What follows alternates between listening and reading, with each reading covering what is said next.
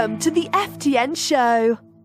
Hey everybody, welcome to Forge the Narrative. My name is Paul Murphy, your host for the Bella Lost Souls podcast. I'm joined out by Chris Morgan. Yo. Mr. Mike Brandt, and Val Heffelfinger. How's everybody doing? Noob for life. Well, as promised, we're going to open up with a new player segment. Dun, dun, dun. We're doing it, folks. I can't wait to get some tips. Honestly, I could use some. Well, okay, I thought it'd be Just best. How do we make this interesting for the long-time listeners, and then for people that might just be getting into the game or want to be getting into the tournament side of the game?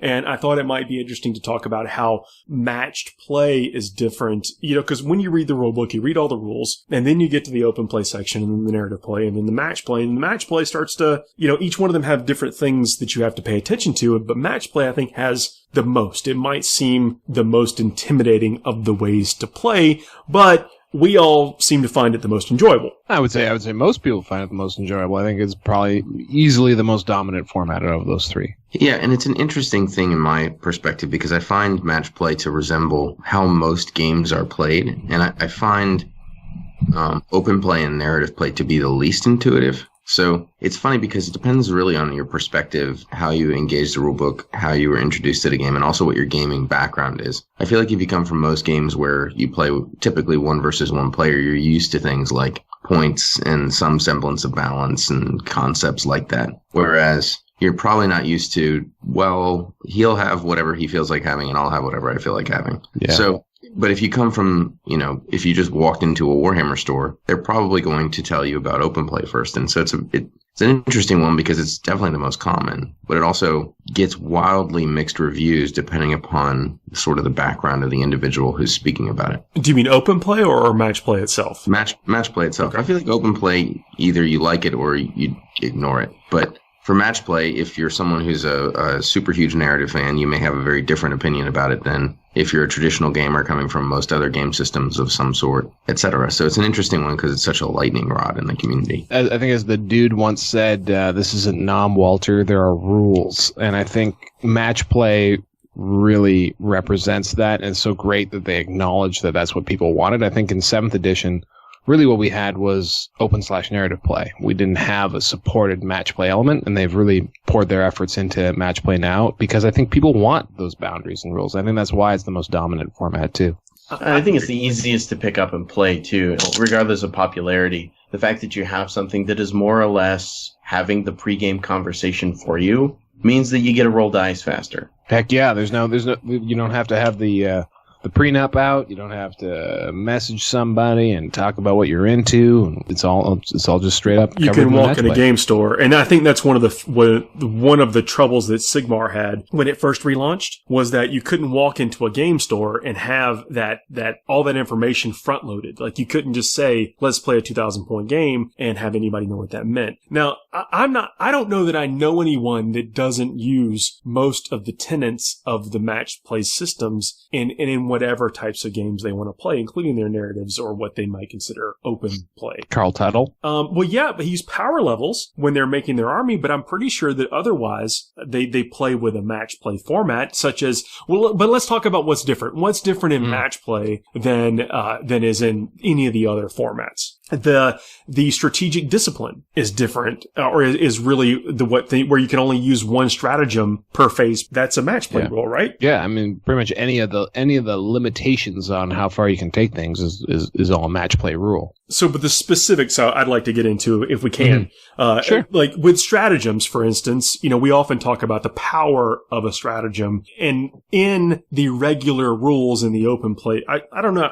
How am I supposed to refer to this? It's not the regular rules because it's the rules in non-matched play formats. Well, this whole thing has me sort of tripping in the sense that, I'm a playtester and I'm not entirely sure I could tell you off the cuff all of the differences between match play and everything else because it is so mainstream. Like you're right, stratagems aren't something that you can use more than once a phase, except if you're not playing match play. But it seems like it's the reverse, doesn't it? It doesn't feel like there's the way to play way that most people play, even narrative players, and it's using most of the match play rules. And then there's this tiny subset that probably mostly plays in their small gaming club or group that uses all these other rules, which are ironically the absence of the rules.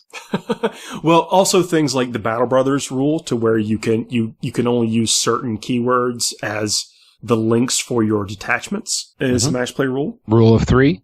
The rule of 3, yep, where you can only take 3 of any type of unit. Okay, so let's go down and talk about how the impact of these are. So, Sure. The rule of 3 is a big one because in a codex, you're only limited by your points or your power level as to what you can build, and then the detachments that you're filling up. So the slots for the detachments and the power level / points that you are playing with. That's in the core rules in the non-match play format. I'm going to try to remind myself how to phrase this in a way that makes sense and we can be consistent with it. In the non-match play format, those are your only limits. When you get into the match play side of things, now the match play format says that you can only have 3 of any one data slate in your force, in your detachment, or in your army. Not just detachment, but in your army. And that's excluding like troops and things, but like it's basically to protect against having 9 shield captains from Adeptus Custodes, 7 hive tyrants, 9 plague burst crawlers. Those are things that we saw because they were just great builds. The good old days. It's an anti-spam rule. Right. But see, this is where I'm going is I don't really, even the people that don't play in tournaments, I believe still eventually find themselves wanting to play with this match play format. So even if you aren't feeling like jump into the tournament scene or whatever, I think you're going to find that you eventually find yourself getting to this format of play. And because of what we mentioned at the first of the show, it's something that everyone understands and plays. And I think the majority of people play it. So you can easily walk into a game store anywhere in the world and say, let's play a 2,000 point game. 2,000 points. I think that's very true. And the other two, I think maybe open play, for example, where it's just whatever models you got. I don't know if you guys remember, we used to have mega battles at the store when I was a kid. You used to go in and you literally just bring anything. You would bring whatever model you had, and that's kind of, I think, what open play represents, is just that sort of, when you don't necessarily have a full army or a very coherent collection, you have that ability to just well now we've got vehicle design rules, character design rules. You can do. I mean, it's just whatever you want. It's a wild imagination. Pick anything off the shelf, build it to your own heart's desire, paint it however you want. And when we were kids, I mean, if you could think back to like when we first started this, that's actually like you may have thought you were taking it really seriously, but that's probably closer to what you were actually doing. I wish I had the modeling skills to represent the creativity I had as a kid when I was a kid. Absolutely. And then narrative. Actually, I think if there's an advanced rule set, honestly, I think it's narrative. If I'm going to be perfectly frank, because narrative is all about obviously creating a story between two players and really there's no limitations in it because the limitations are supposed to come from the story you're trying to tell. And so, although you can deep strike first turn, maybe you don't because there's a narrative reason not to. That's another difference is when you can bring in your reserves. Absolutely. So, like match play, I think adds all these restrictions to make it a good game. Whereas, to me, I think the most advanced class, in all honesty, is narrative because narrative is the hardest one to have. I've got some insight on that because I did a giant narrative apocalypse game back in September. And it's something that I created probably like a 13-page packet for, had to make custom rules for. I had to specifically point out to people that we had suspended the match play rules. And even still, the people playing at the event were still operating under the assumption that some of those match play rules it's just part of their habits and part of what they considered maybe the challenge of gameplay. Like, when you have to decide, I'm going to use my reroll, I only get one of these per phase, that decision all of a sudden becomes more important and also helps you keep your command points for hopefully more than one turn. But you get what I'm saying is there is a certain amount of decision making that creates a mental thrill. This idea that when I choose to do this as influenced by this restriction means that it matters more. I can see what you're saying. And that points to the fact that what we're talking about is that match play is the inevitable because there's rules in there that are not designed to limit your fun with the game, that I think they're actually designed to give more people more fun throughout the scope and course of mini games. Yep. So my own perspective on it, I mean, you kind of nailed it in that last bit, is open play strikes me as and I like to use comparisons, but it strikes me as the board game element of 40K. It's not a board game, but if, there were some guys that joined our Monday night group maybe a year ago. And what they first did is, they saw us playing one time on a social night. And so they went and bought the core box with the Nurgle and the intercessors. And that is an open play box. You open the box, you build your miniatures, and you battle them against each other. And you don't spend any time on points or anything else. There's no narrative rules either, really. It's very, very, I opened a boxed game and we play the boxed game together. And they loved it. And it's been an interesting, road watching them develop because both of them lean into the narrative. But both of them over time have come to dramatically prefer match play. And the reason is because, I think people mistake the word match play to mean like tournament matches. And it doesn't mean that at all. It means equally matched. It means when two people come together in a matched game, it is their armies are in theory matched to each other. And so match play is it's not meant to not be narrative and fluffy. I mean, anyone who thinks,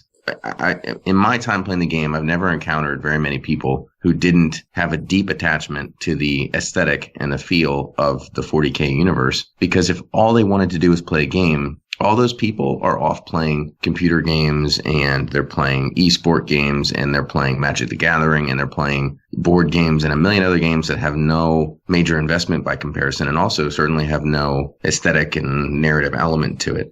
So match play to me is the game, right? It's the most common standard. I walk into a store and I want to play this game I love with another person who loves this game and have it be a game that has reasonable expectations. So you mentioned, Paul. That's a good point. Yeah. It trims off all the craziness because you can't necessarily count on people who just met to understand what you should and shouldn't do in a craziness perspective. And so match play, especially with the development of the rules through the testing process and the development of 8th edition, you can see most of the advancements don't make the game meaner. They actually take the edges off how mean anyone's army can get, which inherently makes it more likely that two normal armies are going to have a chance against each other.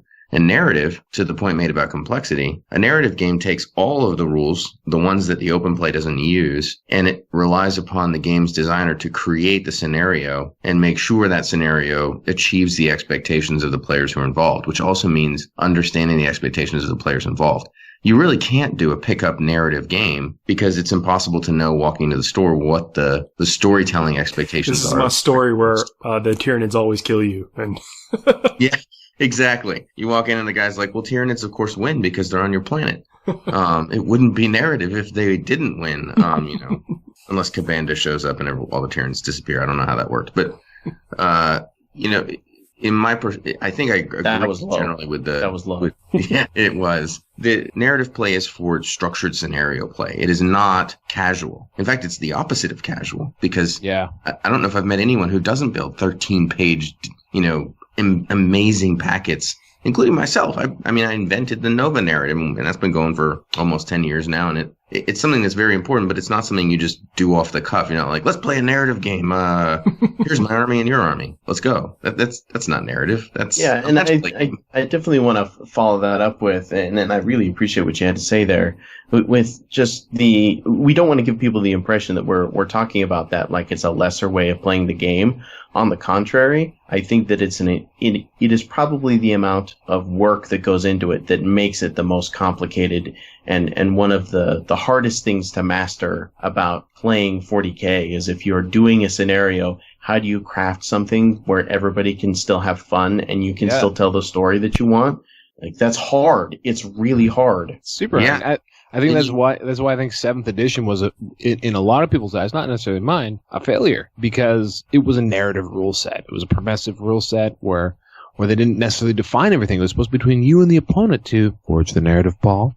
You mean forget the narrative? but in all seriousness, like the reason why gaminess and win at all costness and all that was so contentious was because the boundaries weren't established because they weren't supposed to be any. It was supposed to be established between you and your opponent. That was part of how the game was supposed to unfold. I think from a design perspective, that's just my outsider's opinion. So I think I've always thought narrative is very, very tricky. Whereas if you go to a match play environment, which is pick up game in the store or what have you, actually on the flip side, it's very clear what the rules rules of the game are. There are limits placed on it. You've got 2,000 points. You have a very clear mission objective. The things are going to be similar to other match play games that you've had with other opponents. So to me, it's always been a fairer fight. It may not be what necessarily matches your vision of what a 40k battle looks like, but to me, it's a much more easy way to get a fair and game where both players are coming in with the same expectations. Well, I think you guys both hit it on the head. Everyone in their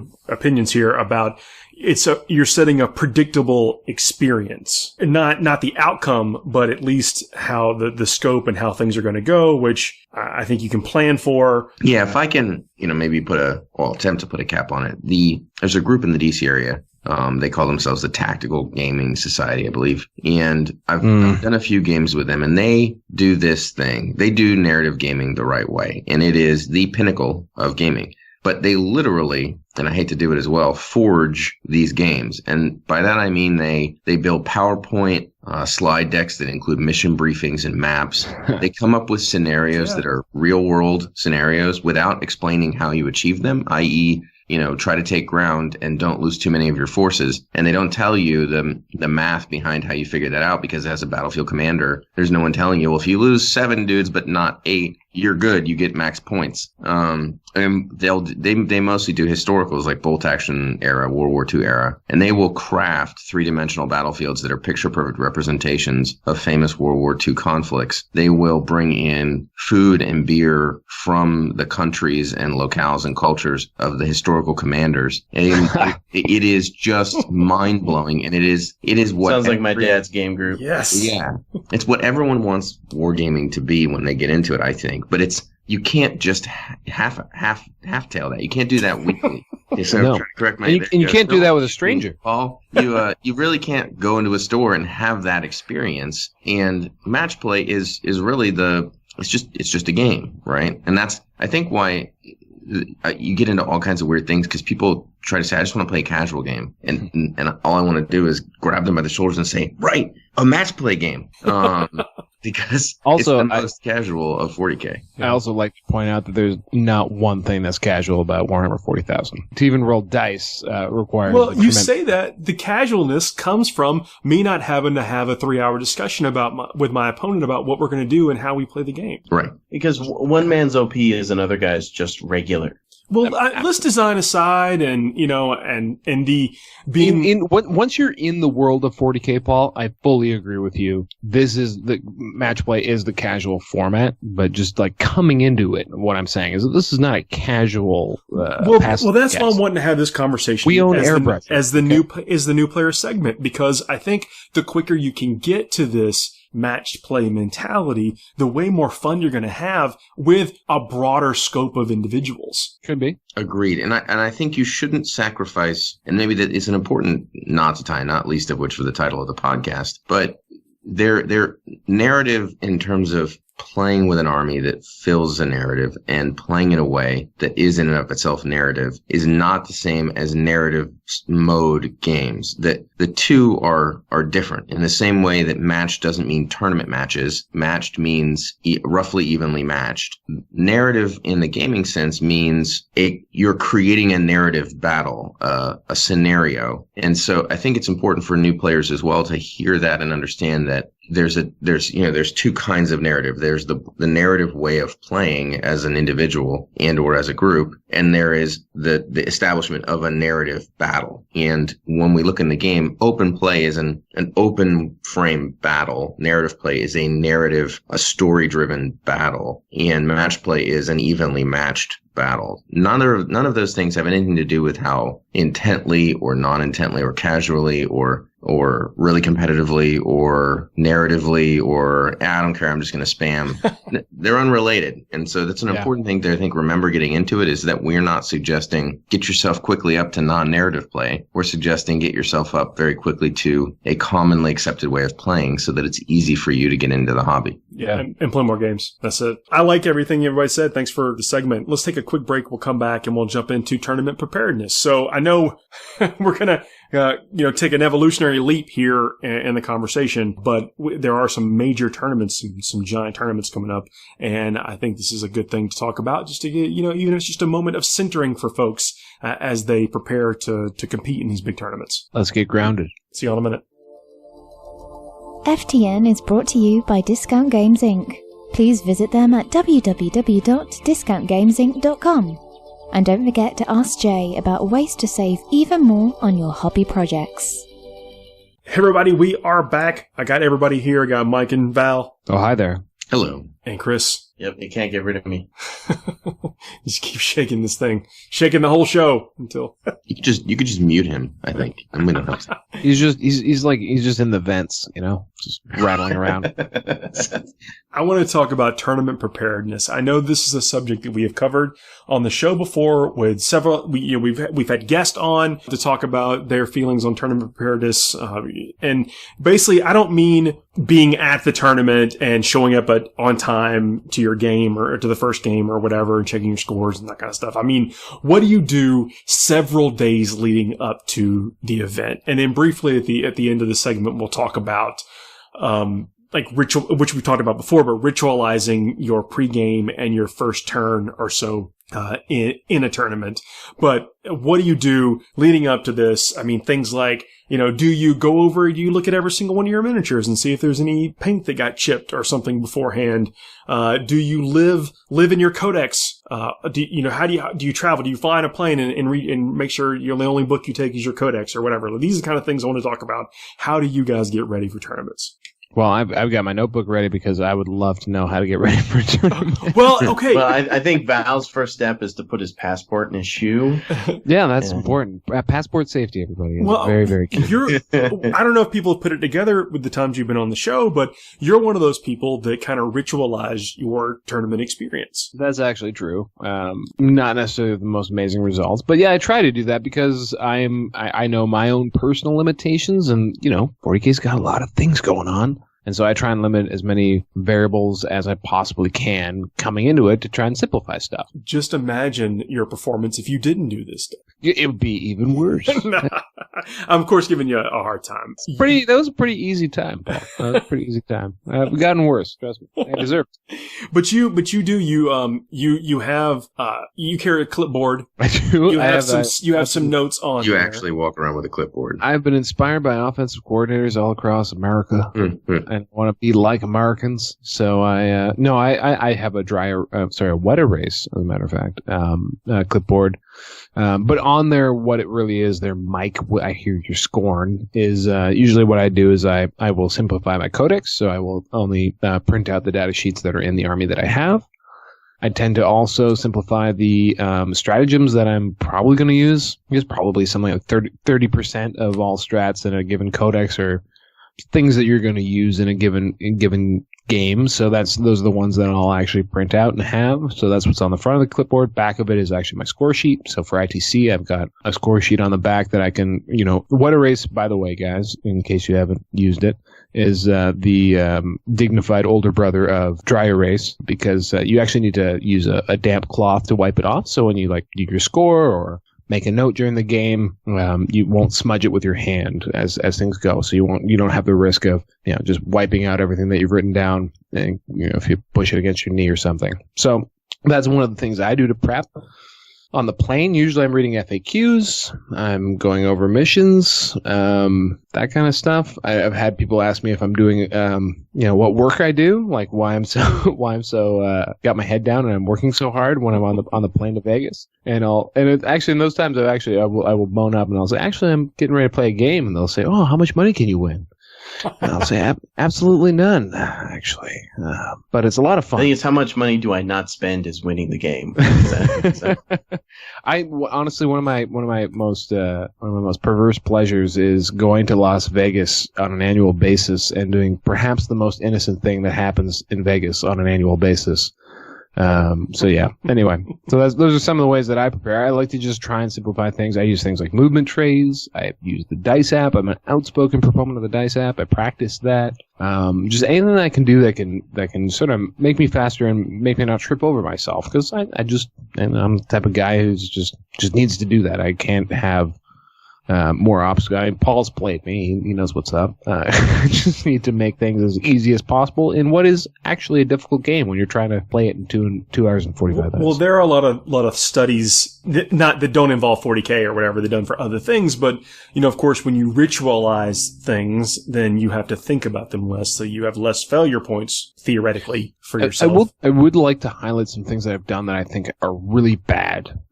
So things not to do. Strike these off the list. For me, Okay. one thing is I don't know, like some people like to listen to like pump up music and things like that. I don't think it works for 40k. I've done that for a few tournaments where like I'll listen to some like really solid aggressive rap music, and I'll come in and I'll just be too jittery. I'll just be too jacked. I think for me personally, I need to come from a place of calm, because you really do need to be able to have good recall. You got to be pretty cool as you make your decisions in the pregame, all that kind of stuff. So coming in all like jacked up, I think actually has been a negative for me. So I think coming from a place of calm, I don't know how you get there. Well, have you seen the movie Any Given Sunday? I certainly have. That's a good way. Playing the Al Pacino speech before the tournament. That's a good way to just get yourself jacked up. That's one of the great ways, I think. And then is Bill Bellamy? He's giving his speech and he's talking to himself in front of the mirror. Yep. He says, "I'm the greatest wide receiver in the world," or something. I think that might be the best Oliver Stone film at the end of the day. I not to take us on a sidetrack, but I think that actually innovated some of the camera work in the NFL was from that movie. But whatever, it was a great movie, is what I'm saying. And there's lots of motivational things in there. We just lost half of our audience. I don't know. So we're talking. We were just talking about an American football movie. Any Given Sunday is a reference to that, but I think it's a great movie, and also something I've used to get hyped up or properly centered for tournaments. How can you be both, Paul? Yeah, well, I may or may not have told myself I'm the greatest wide receiver in the world going into round 5. So that's the right thing to do, especially in 40k. Just talk about your football skills instead, folks. That's right. Set up the double. That's why they made Blood Bowl, folks. Actually, telling yourself you're the greatest is probably more grounding than some like just blasting music or whatever. I don't know. Everyone's got to know what's good for them. I just found what's really good for me. 40k affirmations. Hey man, it's a technical game at the end of the day. It's a lot of orders, a lot of order of operations, a lot of things you just got to be able to think clearly through. If you only have to worry about the minutia in which you're moving your figures around, you don't have to worry about the other stuff, then I think you have a leg up on some of your competition. And so I think this does factor very much into tournament prep. And then what I was kind of talking about, having the nose in the books or whatever, I try to live the whatever army I'm playing. And I do. There was there's been a lot of talk about the amount of stuff that you need to play the game, like leading up, like how many books or facts or whatever. There's this kind of talk. But after you build your army list, that determines what you have to worry about. You don't have to worry about all the stuff that's not in your army list at that moment. And I think that's a good way to clear out some of the mental chafe and really only focus in on some of the details that are going to be very much applicable to your performance. I have a few similar rituals, I guess you could say, to Val when it comes to preparing for big tournaments. I've been to a bunch of them, and some of them I've had to travel really far with, and there's always certain practicalities that have to be observed when traveling, such as the size of your army. What can you fit with you on the plane that you can go and play a game with? Like you have to, how's your case situation going? How are you packing your stuff? Like that's all something that needs to be done. And if it's the day before, I feel like you want to be packed the night before you get on the plane, and you want to have at least counted all of your models and triple checked that they've been packed away successfully, because it sucks if you're flying away somewhere and then, this key piece that I've been working on, I left it on my painting table to dry. Oops. Let me explain. There is no scenario that I don't open up my army case and look again right before I step out the door. And I think that's perfectly reasonable. I think that's totally fine. I mean, maybe I'm neurotic. I don't know, but I count them when I'm putting them in. I count them, but before I take that first step out the door, I'm like, nope, let me look at this stuff one more time. And then when you're preparing, like just to kind of take Val's example to the next level, where I have a background in graphic design, I will take and create custom army lists that have everything organized the way that I want, and I have it in 3 different formats, digitally and in print, and then I have every single data sheet that is in my army compressed into a 1 or 2 page thing that I can reference very easily. I have it all ready, and that's all to save time at the table and to reduce the amount of stuff that I have to pack and cart around. I take a lot of time making sure that everything is ready to go as easily as possible, packed away in my hobby bag with the proper rule books, digital copies if I can, especially if I'm flying. The last thing I wanted to do at Adepticon, and this is the hard thing about playing 30k at Adepticon, is I have to bring my black books. It adds some weight to the luggage. Let's put it that way. It's heavy stuff, but you have to plan for that, and you make up for it by having maybe some digital copies on your iPad.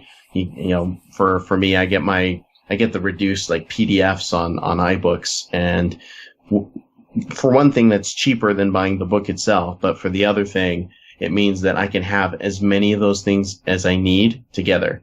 And that includes the FAQs. I can take all those PDFs and merge them together and have just one document that if I'm looking for a particular rule, all I have to do is hit search and type the word in, and it'll take me right there, and I don't have to flip between pages. That's a good point. There's a whole level of organization. Yeah, the fact that stuff is digital it helps with compiling everything or carrying lots of things with you. But I'm telling you, when I'm getting ready for a big tournament that I really expect to do well, I don't concern myself with anything that's not in my list. I mean, of course we have the awareness of what 40k is and what's out there, but when I'm trying to psych myself up and make sure that I'm ready for any engagement that I come across, any situation on the table, I want to know what all my stratagems are. I want to know different scenarios about what rate of burn can I do on my command points and still feel like I can compete if the game goes long. I mean, these are the scenarios that I'm playing for myself, but it's all specifically related to what I'm taking, what's specifically in my list for that tournament. It's interesting to listen to the different things that you guys have been talking about, because I think I do variants of all of them, and a couple that are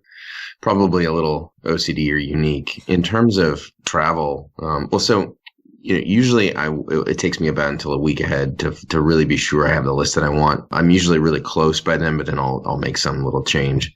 And I try very, very hard never to look at any lists that are anything like mine or solicit much input about any lists that are anything like mine. So whatever I've decided I want to run, I don't want to see anybody else's lists of that sort. I don't want to think about them. I don't want to see them. I don't want to be influenced by them. Usually I feel like that keeps me away from, some kind of creativity and whatever special snowflakeness that I want to have. But I will spend a lot of time once I've settled on a list working on logistics and working on problem solving rituals. And so logistics is important because I hate checking baggage. I just don't want to do it. And so I always travel in such a way that I have to be able, even in London, we were there for 11 days in Ireland and Nottingham and London, and had to do the London GT and had to have the perfect amount of clothes for that entire time. Dehydrate it and put it in little capsules. Yeah. We researched, where could we get our laundry done by, so we've ended up this like street laundromat in Dublin did it, because it was more important to have my army in my carry-on than to have, 11 days of clothes versus 6. Yep. But because of that, I always take one KR case, and I don't take any minis that wouldn't fit in that. So I don't like to take Titans anyway, but I'm never going to take a Titan to a travel tournament because it's not going to work. I'm going to have to end up checking something.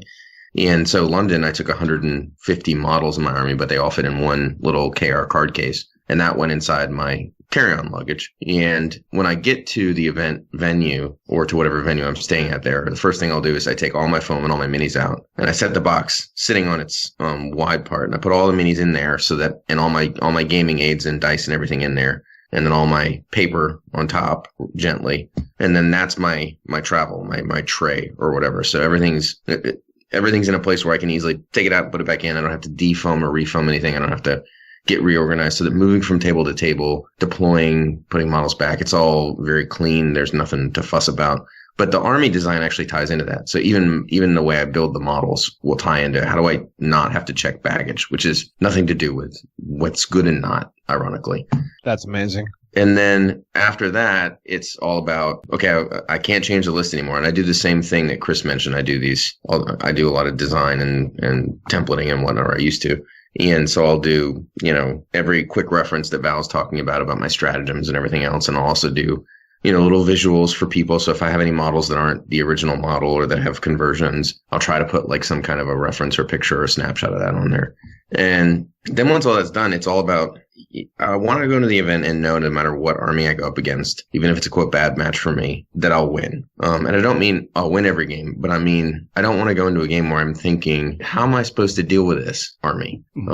Or my army actually is, you want to know it's a bad match, but you want to know exactly how you're going to beat it if they do everything right. Knowing when to change your plans is something that's a very important topic, and everyone kind of comes at that differently, but there is always a time when you need to be prepared to do that. You do. But you want to think about, like, for instance, at Vegas last year, Steve Pamprine had the Nurgle Demon Heavy Army, which was a super bad match for me and knew it going into the tournament. But I had solved that match in my head if my opponent did everything right. So I thought, if my opponent is perfect and plays me perfectly, what's my game plan that wins no matter what and makes his perfect play irrelevant? Is there a way to do that with my army? And there was, and I did that, and it worked out. Doesn't always, but you want to be sitting in a situation where the way you problem solve it is, if every dice roll goes my opponent's way and he plays perfectly, what do I have to do roughly? That is legitimate game theory. That's the definition of game theory. Yeah, you want a game plan for the worst case scenario, which is the matches that are hard for you when your opponent doesn't make stupid mistakes, when all the dice roll go his way. And so I try to go through that for each of the main, there's usually 5 or 6 army styles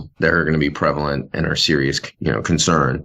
So that way, whatever army I ended up deciding on, I know what I'm supposed to do with it in those situations if everything goes wrong. And then if I can get in my opponent's head and if he makes a mistake, great. Rolls downhill. Instead of thinking, well, maybe if I get to go first against this bad match, and this goes that way and this goes that way, it'll be okay, because that game plan is the one that doesn't survive first contact. I totally just don't get it in any Necron boxes. I completely did that last week.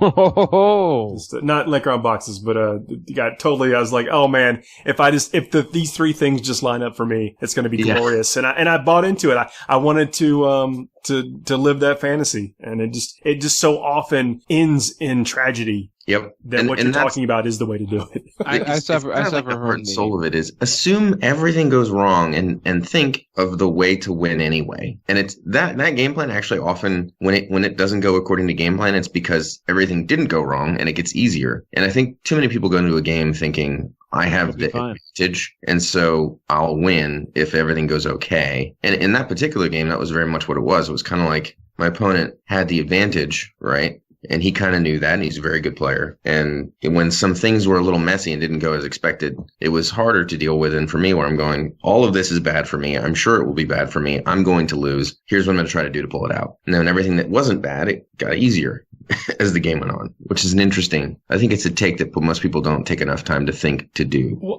okay. Well, and to get into the meat of this, if you don't mind, like, did you find yourself using uncommon stratagems that you don't normally do? Yes. Did you play more defensively? Like, what actually got you out of that bad spot on a very real level? On a very real level, some of it was above table play, which bears its own podcast episode. And then the other part of it was using strategy, using kind of all the little things you wouldn't normally always do. So for instance, the number of times I've used preliminary bombardment with Astra Militarum, which is a stupid, unreliable stratagem, but when you nick a few wounds off of several models or characters before the game starts, the amount of dividends that can pay later on is occasionally quite awesome. Yeah, so knowing that even existed was a benefit one. And some people are like, wait, what stratagem? Why would you waste the points on that? And then also just playing to keep your army in the game in those matches instead of playing to go for the moonshot that might save you. To the same point is that oftentimes discretion is the better part of valor, especially in like ITC missions where it's so easy to get the primary points. And you kind of just play, I don't want to say the turtle game because you can't turtle where you sit in a corner, but where you're not throwing yourself out there and taking that early knockout shot you hope will turn the unfair tables. Instead, stay in the game and force your opponent in order to get the points that they should with their outmatching of you, force your opponent to put themselves in that situation where even if it's somewhat reliable for them, they're out there. And if any one of those little moves they make that should work doesn't work, it's the same as taking power armor saves, right? So in the course of a game where your opponent outmatches you, it's usually not, a rerollable 2-up that they outmatch you by. It's usually, that 3-up. And so that first move, if you're safe, it doesn't hurt you too bad, even though it worked. And that next one doesn't hurt you too bad, even though it works. And that next one, they roll a 1 or the 2, and you've kept yourself in position where you can turn the entire game on its head because of it. And then the last part is just, you always want to decide what's the one thing I need to do and make sure you problem solve the way to do that one thing. Whether that's, they've got a Castellan and they're perfectly guarding it and blocking it off and they're not going to just give it to me. It needs to die or be made irrelevant. How will I do that? And sometimes that impacts your army list decision making, where at the last minute you're like, you know what? I'm going to take this odd character model that isn't very good for most games, but he's not that much worse than what I'm replacing him with him. And if I go up against this one problem match, then I've got it solved. The example being, how effective Ezekiel can be to shut down a Castellan because he can double stack minus hits on him in the same turn. Or, if you've heard of Ultra Shame, where you have Calexis Assassins plus Psychers who do negatives to hit, and you can shut down entire units because they can't touch the assassin. There's a million little examples, but they're things that are not necessarily, they're not the bleeding edge optimal, but you take them because they give you that problem solution to the worst case scenario. Well, yeah, but you've assessed your weaknesses of your army, and you've done this through hyper analysis of what you plan on facing. One, what you think you're going to face, and then what your army can do normally, I guess, is right.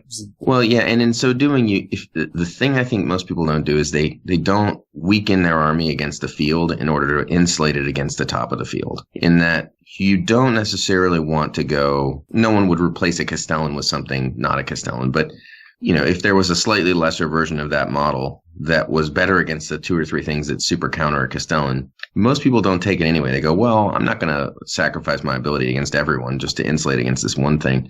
But there's a lot of scenarios where if you really dig deep, you can actually do that. And then when you're in that match that you should win, even though now you don't win it quite as hard, just don't play off, win that game. And then when you go up against the game you should lose, you've got that little bit of insulation that gives you a chance when you shouldn't have one. And I don't think people think through that very much. They kind of just that reminds me and go. Yeah, definitely. That reminds me of an experience I had at this tournament I played in this last Saturday. It was my game 3, and my opponent had built his list with the idea in mind that he's going to see vehicles, and in particularly knights, and my army had none of those in there. So a lot of the bonus that he was getting, it was like the Harlequin haywire effects, didn't really matter because of the composition that I had. And without a way to deal with the army that I had, he was kind of left up a creek, without a paddle. And he struggled to counter what I had because he had kind of zeroed in and focused in, all right, I'm going to see a Castellan, or I'm going to see knights, or I'm going to see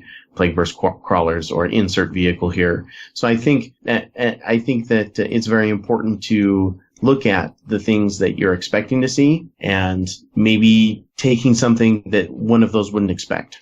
Yep. And I can think of a real world example to build on that, and also to build on Paul's initial question. I played a game with Nick Nanavati when we live streamed it or whatever, and he was playing Chaos and I was playing Guard basically. And he had Ahriman, and there were opportunities for me to go for the jugular and try to take out some of his key models early. But instead, it was very much like, look, I'm going to stay roughly equal with my points. He got an early lead, but I'm not out of the game. And I'm going to keep myself a little bit more protected and make him be the one that burns his missiles, as it were. So he had in that particular game, he had 2 Berserker teams and Rhinos. And I kind of just let myself fall a little bit behind at a time and get him into situations where he had to burn both of his Berserker teams. And they both did tremendous amounts of damage, but then they were gone. And I ended up pulling that game off pretty effectively by the end and winning by a fair number of points. But there was a point in the game that was going to happen almost no matter what. But I played under the presumption that everything was going to go according to plan. And the game got easier for me because things happened like Ahriman periling out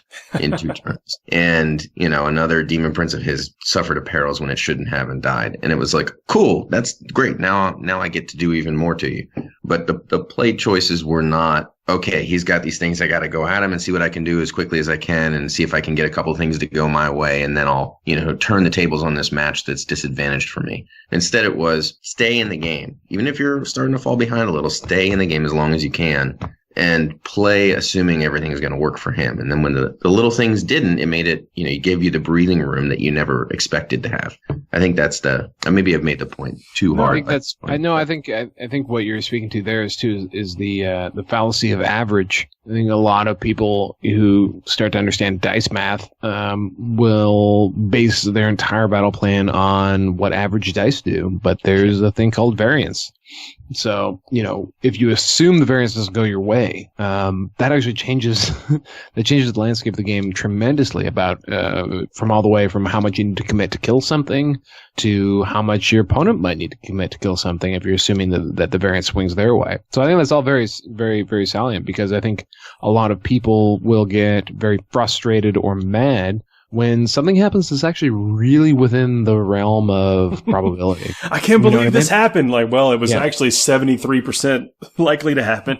Yeah, or it's fully failing within 7 the range. out of 8 saves on a 3+. Yep, or 10%. The fact that people are surprised when a 10% odds thing happens is kind of like, sure, what, you had a 10% chance of that happening, right? And that's going to come up. I mean, when we're playing 6 games in a weekend, right? So I mean, anyway, I think that's all very. I think that base level, that ground floor, is way too high for most players, and I'm including myself in this for the record here.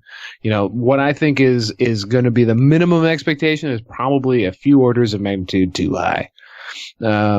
Whereas I think, and what that does is when you have expectations that are too high, is what that does is that doesn't allow you to mitigate your risk very well. And so you leave yourself open for big disappointments in dice. Yep. And I mean, the funny thing is, I think that's it is an ironically common thing. What you just mentioned, Val, is that the number is far more common for people to expect certain dice and be frustrated by them than to get rid of all expectations, which is just a healthy way to be in life anyway. and go about things. I don't know if I'm advocating getting rid of all expectations. Have goals and expectations.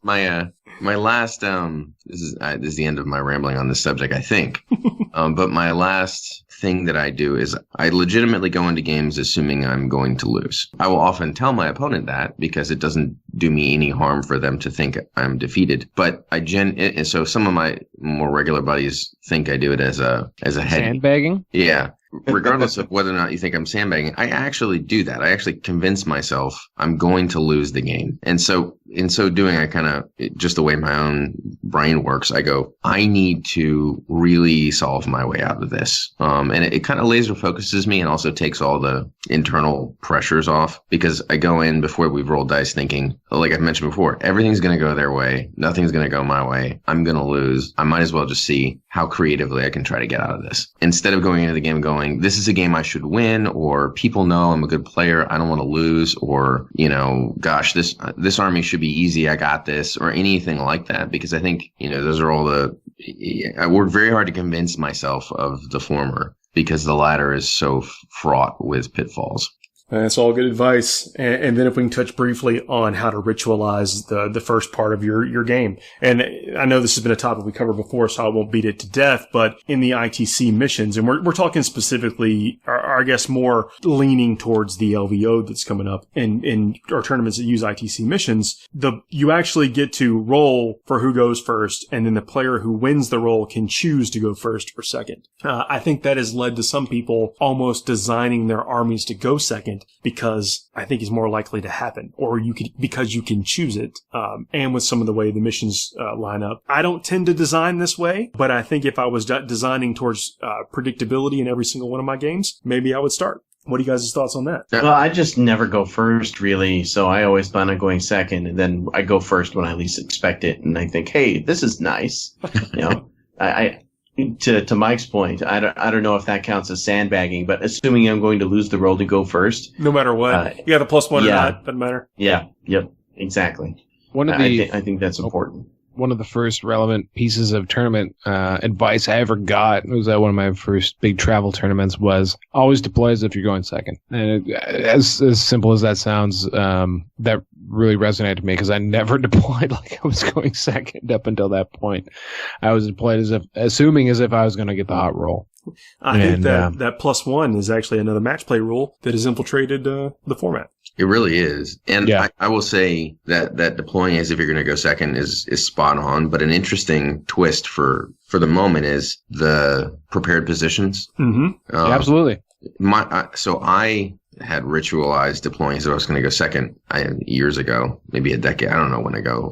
It's just always been a good practice. And I found myself in a game recently after prepared positions. I deployed all of my guardsmen in all these odd places so that I could get them cover on turn 1 if I didn't go first. And halfway through the game, Tony's like, dude, what are you doing? Because your rituals sometimes need to change to the real world situations you're in. And maybe that's just a reminder to other folks that you can always have cover. I think a good practice is to, again, kind of do that.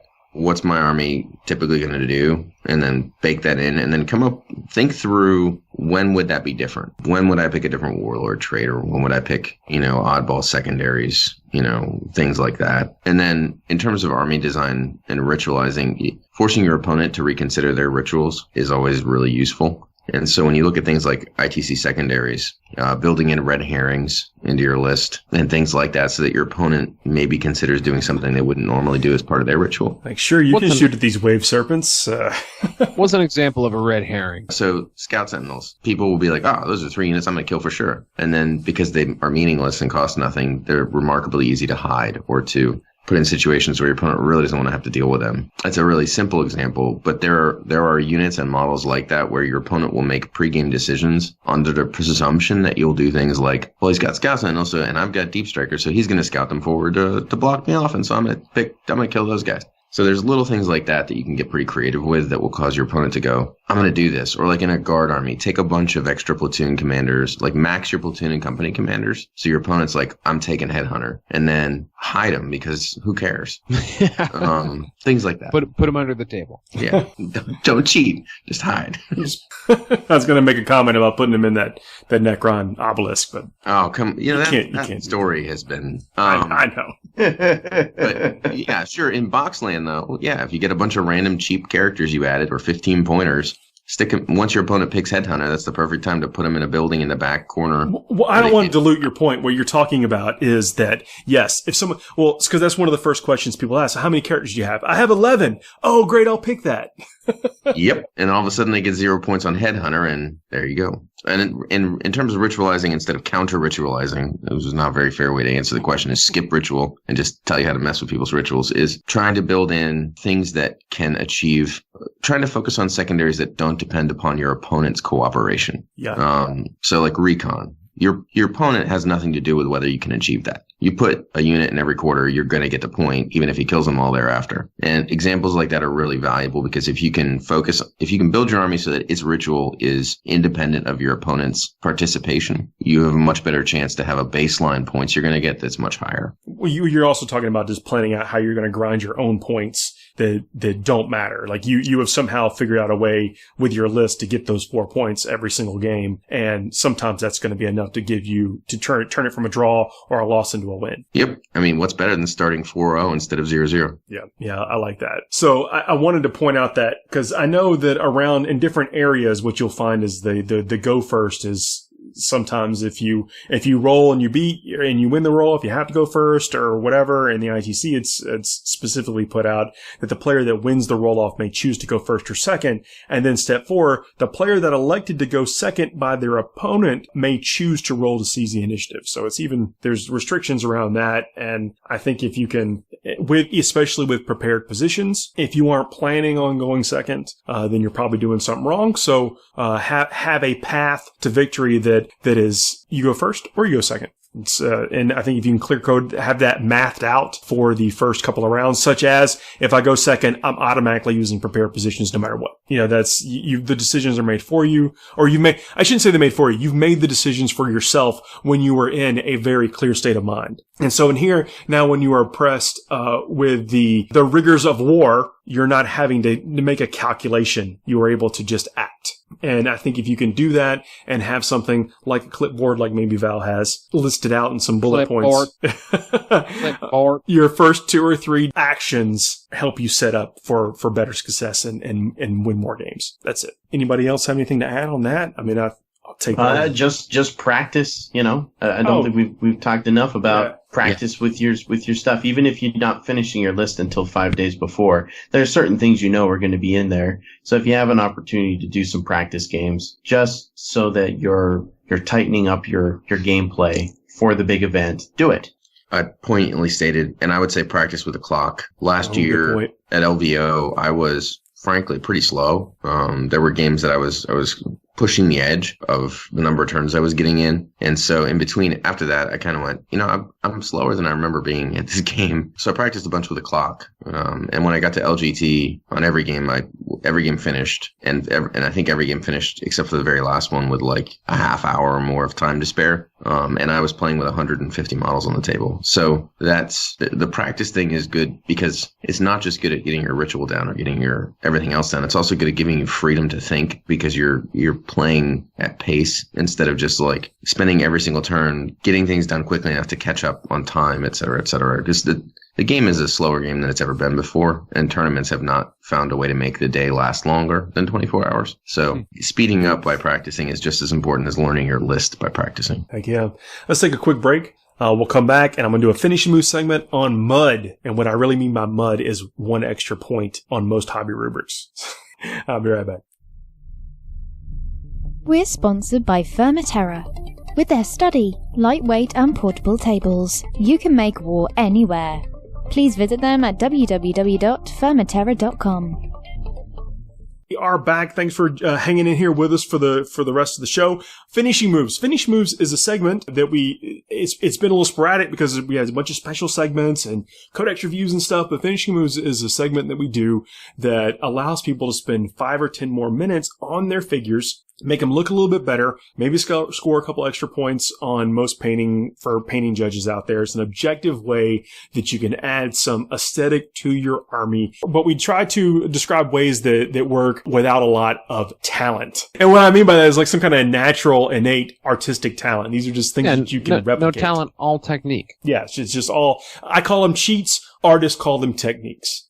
And so with mud, there's a bunch of different ways you can go about it, but I think it's important for you to make a decision whether or not you want, what type of mud you want, and then how much texture do you want to involve in your effect. Because this is, I guess, you would call it weathering. I've come to know weathering as basically just different textures on the models, and mud can easily be that. Mud could be just something that you dry brush on the tracks itself just to get a little color separation on the tracks, or it could be something that you actually place on the model in a different way to get those the depth via the textures. And there's a few different ways you can do that. You can either decide if you want to go with the acrylic side of things, like with a typhus corrosion type paint, but I wouldn't just leave it typhus corrosion. I think Vallejo also has some acrylic textures that you can do, or you can go Typhus corrosion, though, is amazing. It is. When you combine it with the Rizza, the Jizza, the Rizza Rust. Yeah, it really is. Those are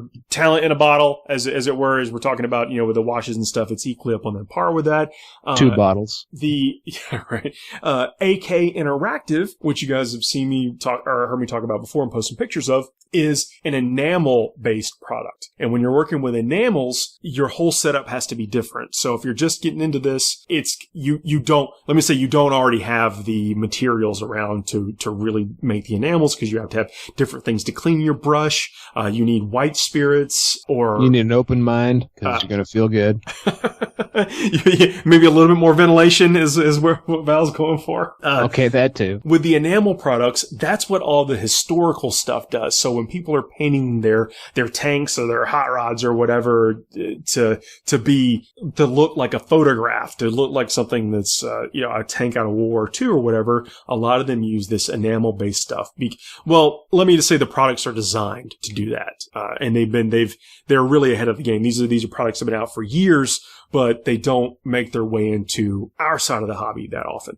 Just from a weathering perspective, oil washes are wonderful technique to get that sort of grimy look. Well, because there's a little bit of texture in that paint. Like, I use streaking grime, and in that mixture that's in the bottle, you gotta shake it up really well. And again, this is enamel-based stuff. There's a little bit of texture in that. So when it dries, it's not that perfectly level line of Agrax. It's very similar color, but there's a little bit of texture in that line. And so you can kind of feel that tank struggle. That's what I think it communicates a little bit better than some of the acrylic products. But where I'm going with that in mud is that it's a really quick way because you can be a little loose with it. I think you have to have a plan of where you're going to apply that mud and how it's going to apply realistically. And there's once you figure out that plan, go a little bit more than what you think. This kind of stuff always looks better when you go a little bit more of what you think. I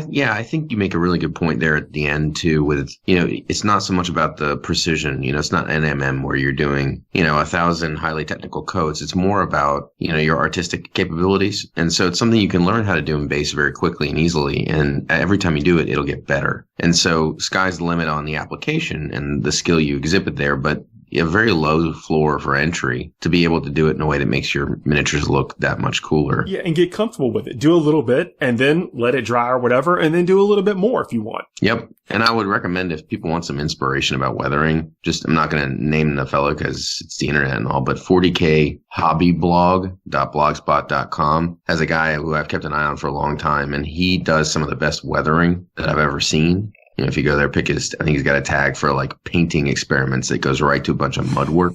And there are tips there and a bunch of other stuff. It's just a random hobbyist posting up his stuff, but it's pretty inspirational if you like the idea of things like weathering and mud and grime on tanks and all that. So you can go with the Typhus Corrosion or this, there's any of the other type products out there, and you want to stipple it on. You want to do a couple of different things. Towards the where the tracks are and maybe the underside of it, you want to stipple it on. Stippling is something, you can do stippling. It's not just taking a big brush and going to work. You could also do it with a smaller brush. If you want to get into some very tiny areas or on, if you're talking about on a boots of a figure or whatever. I know we're talking specifically about tank mud, but this could apply to other things. You could also use stippling to put beards and shaved heads on people. I mean, there's that bunch of applications to this technique or to the stippling technique. But for this, you really kind of want to be heavy-handed with it and put that mud, that color, all over the tracks. And then if you want to go even further, you can splatter the mud on the tanks by running your thumb across the bristles. This is also something I necessarily wouldn't want to do without a glove on the enamel paints.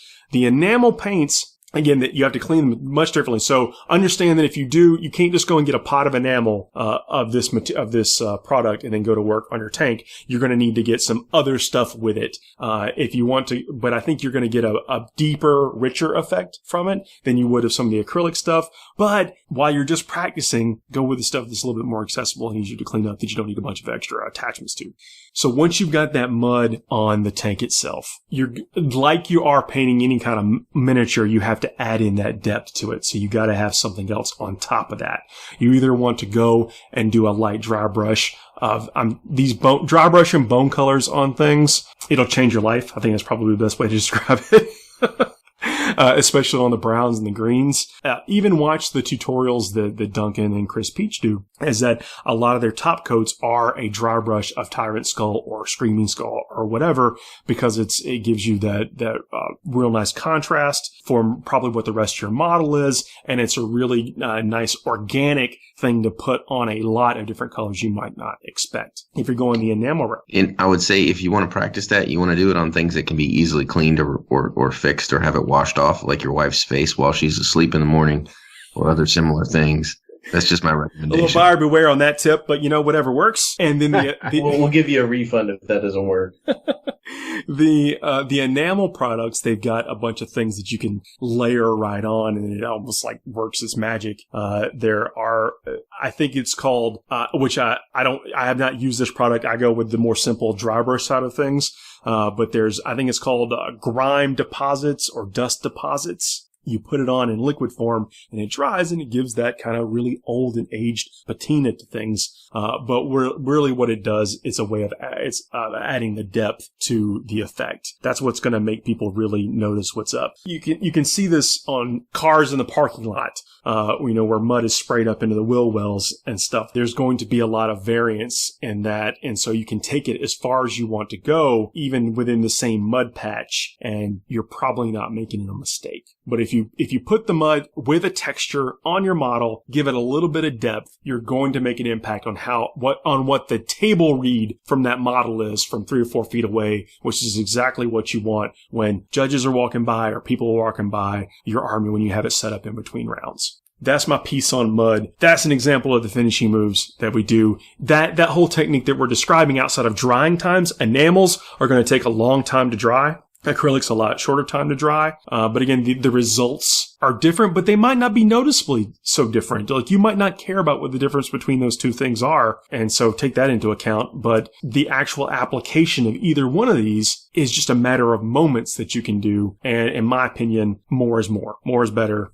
Go outside of your comfort zone when you're trying some of these, the weathering effects like mud. Guys, that's all I wanted to cover tonight. Yeah, well, we gave people a hefty dose of mental gymnastics to chew through. So you guys all preparing to head and converge on Vegas? I can't wait. I got so the East Coast group, and folks are welcome to join, but we basically create an itinerary for every day starting on Wednesday, and it's got an A, B for the morning, afternoon, evening, and night. And it's not a mandatory itinerary for our group. It's just, this is Beast Coast. So there's a whole bunch of us who go. And people just go, oh, I'm going to go do that or go do this. And I may or may not, in my own OCD way, put it together. But we do everything from, the whiskey attic to the gun store to the different places and hidden holes in the wall. We don't do as much time on the main strip. And that's partly just because I've been to Vegas 1 billion times. But it's usually amazing. I mean, it's becoming one of my favorite things to do every year. So I'm pretty excited. Just say I'm pretty surprised that at this point I go to Vegas every year, much less to just play in an amazingly humongous 40k tournament. So I'm super pumped about it. I do have 70 boys between me and the event right now to get painted up that also happen to require a lot of converting and building, which I've been dutifully working through. Paul Murphy left me standing at the altar. This was going to be another hobby throwdown, but he's all busy with some other stuff, so I'm just going this alone. I have an equivalent number of figures to paint. They're just not boys right now. Although the boys they're getting painted. They're gonna get painted. Just saying, man. I was looking for you for just accountability. Just another challenge. It's accountability partners. I got you. I'll paint model for model with you. But I tell you, an 800 person tournament is a pretty good accountability partner too. Yeah, no pressure. Yeah. Well, looking forward. We'll definitely be keeping tabs on everyone, and we've got a couple more shows. Well, I guess 3 or 4 more shows between now and the event. So we'll continue to do our road to LVO coverage. And if anyone would like to call their shot, talk about their list, send it in to us. Let us know. Maybe we can convince you and Mike to actually play, and we can all talk about our list together rather than just me listening to me talk about my list. I'd rather heckle from the sidelines on this one.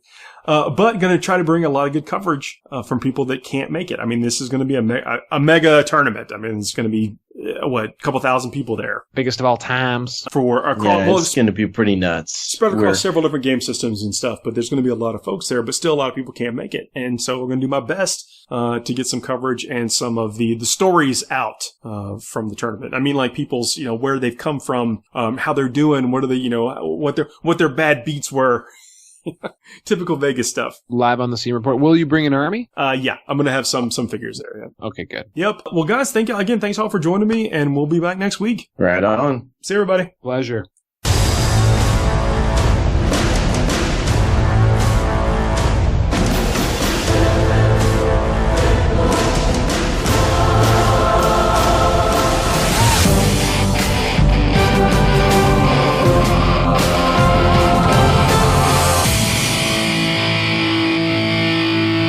Handle the truth.